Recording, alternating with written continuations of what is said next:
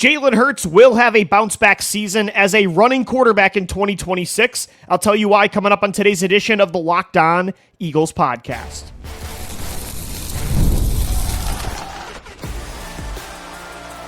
You are Locked On Eagles, your daily Philadelphia Eagles podcast.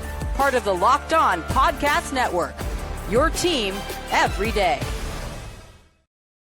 Thanks so much for making Locked On Eagles your first listen each and every day, and thanks for making the Locked On Podcast Network the #1 sports podcast network. I'm your host, Louis DiBiase. Welcome into this Wednesday edition of the show. We're going to talk about why I believe Jalen Hurts is going to have a bounce-back year in the rushing department, and it sounds like Vic Fangio agrees. Jalen Carter, Jalyx Hunt, coaches and players say that Jalen looks leaner and faster this year compared to 2025. So we'll get into that. Plus, later on in the show, who is facing the most amount of pressure heading into the 2026 preseason for the Philadelphia Eagles, starting this Saturday against the Baltimore Ravens. All that and more coming your way on this Wednesday edition of Locked On Eagles. But whether you believe it's because of something physical or something mental, Jalen Hurts last year, compared to what we are used to seeing out of Jalen at Alabama, at Oklahoma, from 2020 to 2024 as the Eagles quarterback, the starter, we are used to seeing Jalen Hurts have at least 500 to 700 rushing yards, 10 to 15 rushing touchdowns on the ground. Like, that has been his superpower, even in years when maybe he hasn't been the best passer. He hasn't been the most consistent in the pocket. He's still worth having on the field because he is so good with his legs running the football. And then last year, again, compared to his career, what we're used to, it was definitely a down year. The numbers still say he is one of the most effective mobile quarterbacks in football. When you compare him to other quarterbacks across the NFL, he still had over 400 rushing yards. He still had 8 touchdowns. If you put those numbers on Drake May or, anybody that's not Josh Allen or Lamar Jackson, that are the other guys in tier 1 with Jalen as consistent mobile quarterbacks. If you gave that to, Kyler Murray or Jaden Daniels, Jackson Dart, I feel like most teams would be pretty pleased with those rushing numbers. But again, comparing it to what we're used to with Jalen in his career, it was a down year. And it was up for debate. It still is. People are talking about it now on social media because of these comments from Vic Fangio, Jalyx Hunt, Jalen Carter, all saying that Jalen looks faster. Is it because of something physical? Like last year, was he injured? Did he bulk up too much? Did it have to do with the shorter offseason, right? Just the wear and tear of that Super Bowl run? Did a lot of guys look like they were at 80% of their normal speed, kind of like Saquon Barkley says that he was last year? Or was it something that was more mental, lacking aggression? Was Jalen maybe too conservative as a runner? Were there times he just gave up instead of fighting for more yards? Was he not running at full speed, trying to beat edge rushers and defensive tackles and linebackers to the boundary because he was nervous about maybe forcing a turnover, maybe taking a hit and getting hurt? Last year's offense had such a conservative, protect the football mindset that I think that played a large part in Jalen Hurts' regression as a running quarterback. I honestly believe it's probably a little bit of both. Jalen carried the football a lot in 2024. It was a shorter offseason. He did seem bigger than normal, but I do think it was more a product of just lack of aggression. I think it was more of the mental part. It was them just being so conservative with fighting for more yards last year. They wanted every drive to end in a punt, a kick of some sort, because they had such a good defense, and they believed after 2024 that protecting the football is the #1 way to win a championship. I believe they went way too far in that way, not only in the passing game, but also using Jalen as a runner. So that's what I equate it to more, because I did go back this morning before our show, and I did watch the tape of Jalen Hurts' rushing attempts last year. I went back and watched his numbers. I looked at his numbers and then watched the tape from 2024, and it's hard to believe. Yes, physically, I don't believe he was as explosive as a runner last year compared to the other 5 years of his career. But you watch the tape, and there were still a lot of moments last year when he was tucking the football and running, improv plays when the pocket broke down, not the design run looks, but even the design looks north-south when he's, QB draw through the A gap or the B gap. I still saw enough highlight plays from last year to believe that no, his mobility hasn't fallen off a cliff. And then when you watch 2024, he was as effective as ever. If you combine the regular season and the playoffs, Jalen Hurts in 2024 had 824 rushing yards, 19 rushing touchdowns. He had 14 in the regular season. He had 5 in the playoffs. He averaged 45 rushing yards a game. If you look at what he did to Spagnuolo's defense against Kansas City in Super Bowl 59 with his legs, if you see what he did against the Cowboys in the season opener last year, the Rams game, the early first half of the season, his rushing output then compared to the second half of the year, yeah, I don't know. For me, it's hard to believe that it was something physical where he'll just never be the same now as a runner. I'm expecting the yardage to increase. I'm expecting the touchdowns to stay around, 10 to 12.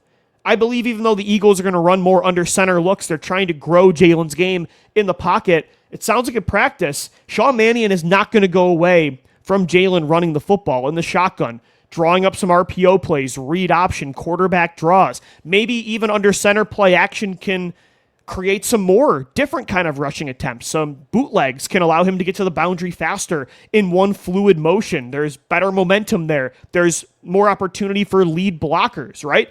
And trickery, right? To have a defense kind of get thrown off of where Jalen's going. It's less stationary. I'm expecting those yards to improve. And maybe he'll never be the explosive mobile quarterback that we saw at Oklahoma or Alabama or from 2020 to 2022 in the Eagles' time of Jalen's career.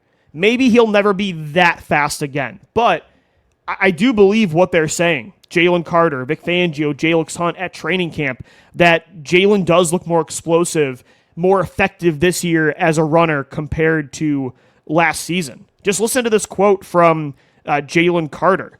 Quote, "When I'm watching and I'm running after him, it's like a movie. It feels like I'm going slow. He be moving, man." That was the end of the quote. Vic Fangio said that he looks a lot faster too. Trying to pull up that quote here. Jalen's having a good camp. He looks faster. Obviously, we can't touch him during practice. There's always that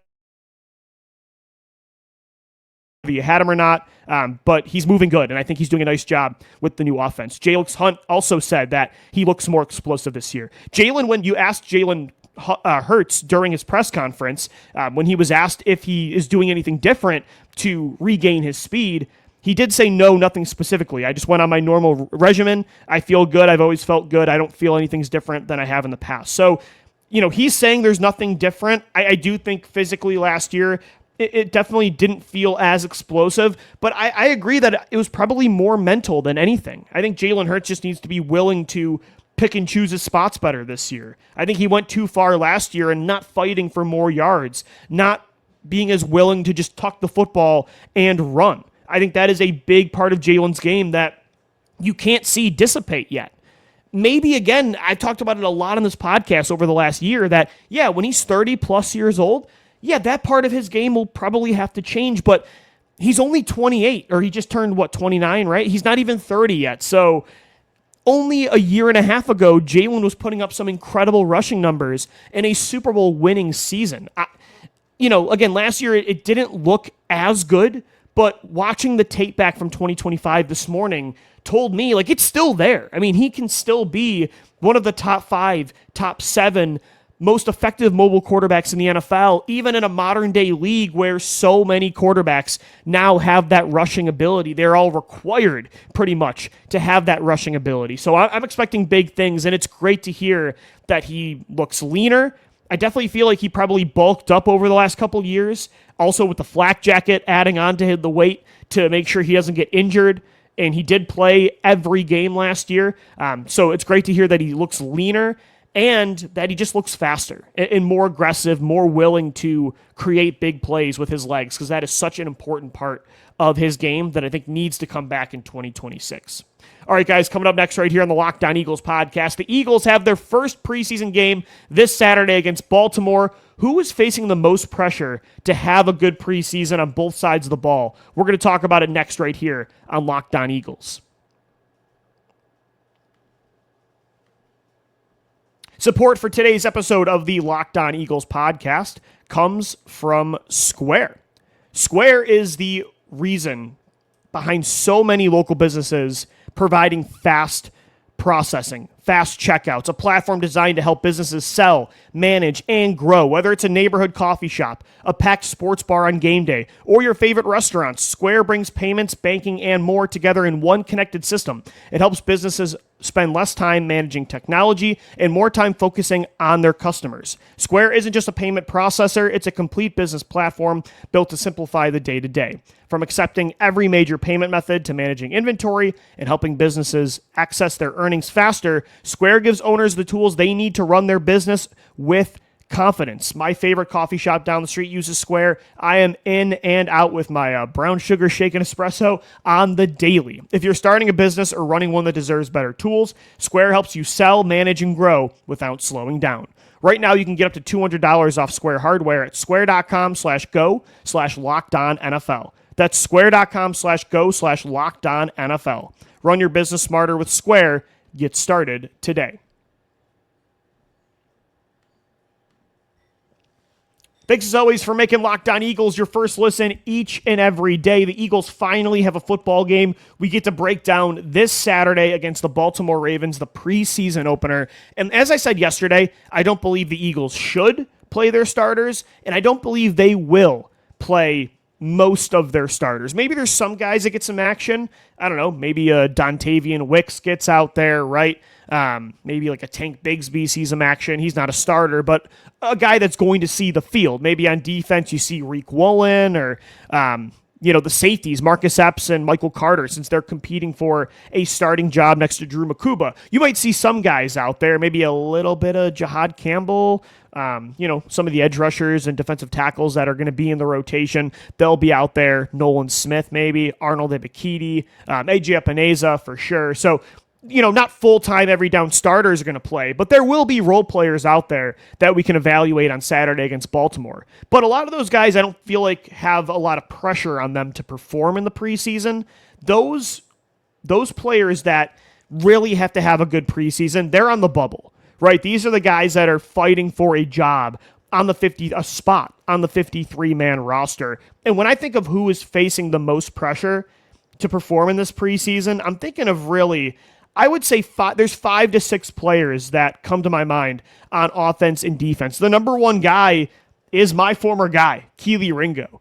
He was somebody I believe could be the long-term starter opposite Quinyon Mitchell alongside Cooper DeJean in the slot, but he's just been too inconsistent throughout his career to really make that leap. Last year he had that chance. They let Darius Slay go. They let Isaiah Rodgers go to have Ringo be the starter. Howie Roseman believed in his traits, in his ceiling, and I thought there was some good tape last year from Ringo. There were some good moments, but then you look at that Giants game on Thursday Night Football, and it was a disaster. This year, they brought in Reek Woolen to be that third corner. They still have Jacorian Bennett competing for a roster spot. Mac McWilliams is somebody they really like entering year 2, somebody they drafted in 2025. Sounds like McWilliams, according to Vic Fangio, is having a good training camp and has really made a significant leap compared to his rookie year. They have a couple different veterans they've brought in throughout the offseason. Ringo's spot, I don't think is safe anymore. And he's even been getting reps on the scout team on the third defense. And so that's quite a fall from where we expected Ringo last year when he was competing for a starting job with Adoree Jackson. I think he's going to make the roster because he has a leg up on everybody else because of how good of a gunner he is on special teams. Punt return coverage. He is just such a good player, such an asset for Michael Clay's special teams unit. And I think as a backup, Ringo has played well enough on defense at corner to be worth a roster spot. With his size, length, and speed, those traits, you would still like to hang on to somebody like that, even as a number 4, 5, or 6 corner. So I think Ringo will make the roster, but it's not a guarantee anymore because you have Quinyon Mitchell, you have Cooper DeJean, you have Reek Woolen. Those are 3 corners that are in your starting lineup. They're locks to make the team, right? Mac McWilliams, I think heading into year 2, looks like he has definitely developed. Second year since the Eagles have drafted him. I think he's going to make the football team. The Eagles don't like to give up on guys they've drafted, especially if they are showing signs of progress. McWilliams also has slot boundary versatility, inside-out versatility, so I think McWilliams is one of those 4 corners. Michael Carter, the thing is even though he's listed as a safety, the Eagles' first official depth chart came out yesterday. And again, that's from the communications department, but they're getting that from somewhere, right? They know like what the team is thinking. Carter was also listed as the backup nickel corner to Cooper DeJean. So the Eagles might carry one less corner this year because they know they have Carter who can play both positions. So maybe Michael Carter counts as one of those top 5 corners as well. Do they keep 6? That might be the spot for Ringo, but also Jacorian Bennett is out there. And Jacorian Bennett is the other corner that's facing a lot of pressure to make this team because him and Ringo might be fighting. I think they are probably fighting for one roster spot. I think the Eagles end up keeping 6 corners. They're going to carry 5 traditional corners, and I think that 6th spot goes to Michael Carter. I think he's going to count as both a backup safety and a backup corner. So Ringo and Bennett are facing a lot of pressure. Last year, both had a chance to start. This year, they're fighting for maybe one spot on the 53-man roster. So whoever looks better in the preseason, maybe they're the guy that gets the job. I personally would put my money on Ringo because of the special teams ability, and I thought Ringo actually on defense last year looked better than Bennett. But the Eagles did trade for Jacorian Bennett last year. He was somebody they identified as potentially an upgrade over what they had in Ringo and Jackson heading into the 2025 season. So those two still have a chance, but they're on the outside looking in compared to where they were last August with this football team. So Keely Ringo, Jacorian Bennett, they have a lot of pressure on their shoulders starting on Saturday against Baltimore. I think the other guy on defense is definitely Ty Robinson, another draft pick from 2025 that really hasn't splashed, really has not flashed a whole lot throughout his first 2 years. Had a couple good reps, I guess, in camp last week against the first team, so that's a good sign, but pretty few and far between hearing about this kid. So hopefully he can show some pass rush prowess against Baltimore. I think he'll probably make the team as like that 5th defensive tackle behind Carter, Davis, Ajoma, and Byron Young.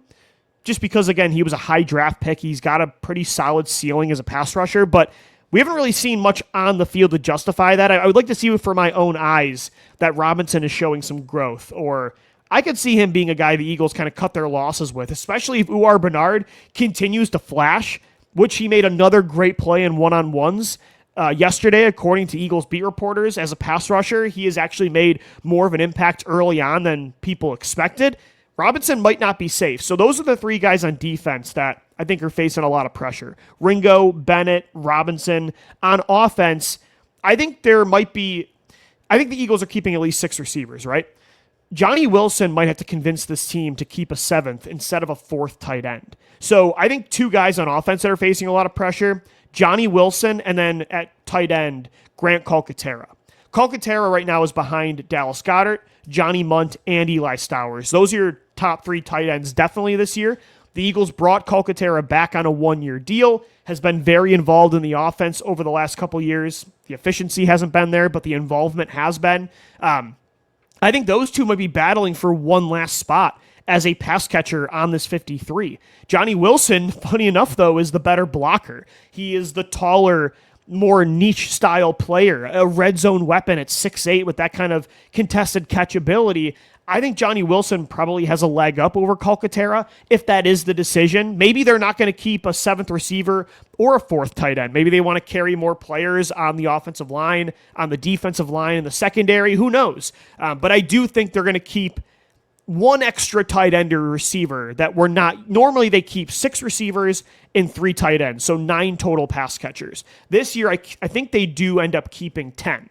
So I think it's going to either be a 7th receiver or a 4th tight end. I think that battle at this point, because of Darius Cooper's really good training camp, as well as Elijah Moore's, Hollywood Brown, like those receivers are making the team. Johnny Munt has been listed as the 2nd tight end ahead of Eli Stowers. Stowers is making the team, obviously, as a 2nd-round pick. That's slowly getting better as camp goes on. I think there is, one more spot between Johnny Wilson and Grant Calcaterra. Right now, I put my money on Johnny Wilson, but Calcaterra is somebody the Eagles like, I think, more than we do outside of the organization. So those 2 will have to catch a lot of passes and flash with Tanner McKee, Andy Dalton, and Cole Payton in the preseason to make this roster, because I think Johnny Wilson is 6 guys ahead of him right now that are locks, and maybe Elijah Moore is not a lock depending on who you ask. I think he's going to make the football team. I think Wilson is the 7th guy right now out of 7, or out of 8. Britton Covey might be that 8th guy. And then Calcaterra, definitely your 4th tight end in the lineup currently. And then Tanner McKee, I'm going to say, has some pressure. Tanner McKee has pressure in a different way as these other guys. He's going to be on a roster this year, but Tanner McKee heading into this year, some people thought could get traded to another team as a starter.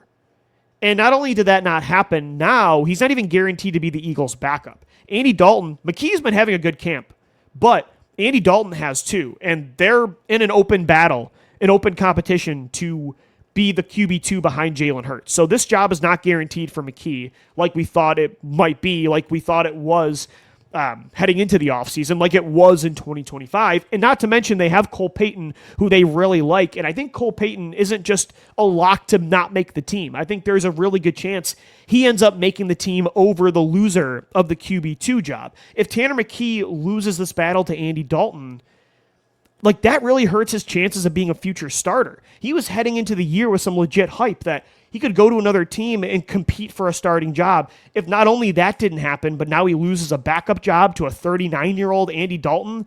I'm not projecting that. I think McKee will outplay Dalton in the preseason. McKee is like the best preseason quarterback that I've watched in Eagles history, so I'm expecting big things from him, and he's having a good camp.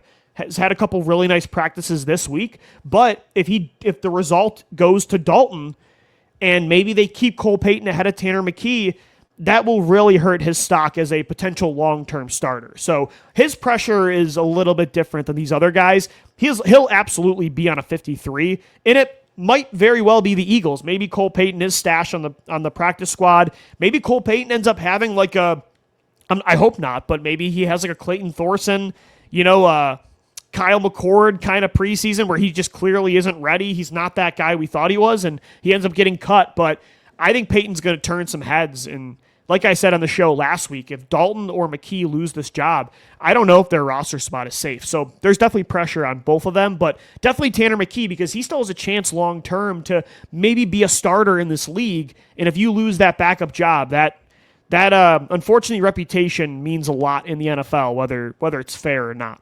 All right, guys, we will wrap up this Wednesday edition of Locked On Eagles. Coming up next, now that we know Lane Johnson is retiring after 2026, would the Eagles want a first-round do-over if they had the chance? Today's episode of the Locked On Eagles podcast, we are presented today by FanDuel. Baseball fans, if you think you know who's hitting a home run today, FanDuel is giving you a free chance to call your shot with daily dingers. It's easy to play. Just make your free pick for who you think will hit a home run in their game. If you're right, you'll receive a profit boost to use on your next bet for a chance at extra winnings. Best of all, you can make a free pick every day throughout the MLB season. Daily Dingers is another fun way to stay engaged with everyday games, whether you're following your favorite team, the Phillies, or keeping an eye on matchups across the league. Every game has someone capable of going deep. Now you get the chance to make your prediction before first pitch. So are you ready to play your game today? Join all the action at FanDuel.com. Go take Bryce Harper to hit a dinger today for Philadelphia. That's FanDuel.com to play Daily Dingers and make your free pick on who's hitting a home run. Play ball and swing for the fences on FanDuel, an official partner of the MLB.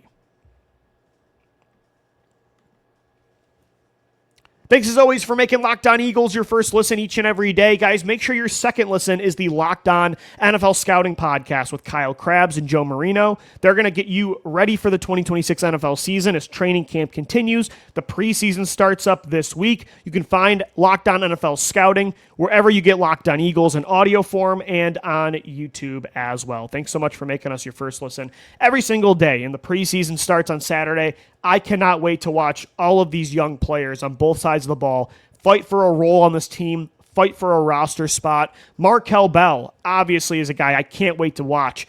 There's added pressure with Markel Bell's development now that we know Lane Johnson is retiring. And I think Markel Bell has a really high ceiling. Lane Johnson, reporters, coaches have all said that Bell looks pretty good so far throughout camp and that he is a much more advanced rookie than maybe some expected as a third-round selection. So Markel Bell, I can't wait to watch in the preseason. But I do think it's interesting. I was thinking about this the other day, and I did a YouTube short on it. You can find those on our channel as well, by the way, at Locked On Eagles.